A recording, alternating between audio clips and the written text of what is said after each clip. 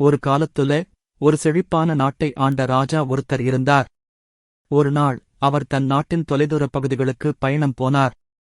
அரண்மனைக்கு ராஜா திரும்பி வந்த பிறகு அவருடைய கால்கள் ரொம்ப வலிக்குதுன்னு மந்திரியிடம் கூறினார். ஏன்னா இதுதான் முதல் முறையா அவ்வளவு தூரம் ராஜா போனது. அவர் போன சாலைகள் எல்லாம் ரொம்ப கரடு முரடாகவும் கல்லு முள்ளுன்னும் இருந்துச்சு. உடனே அவர் தன் நாட்டு எல்லா சாலைகளையும் தோலால் கம்பளம் போடணும்னு உத்தரவு போட்டார்.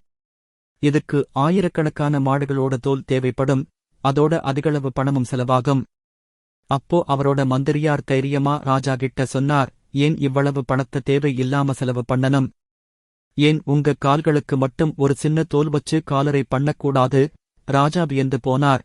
அதன் பிறகு அந்த மந்திரி சொன்ன ஐடியாவை யோசிச்சு தனக்கு செருப்பு செய்ய முடிவு பண்ணினார்.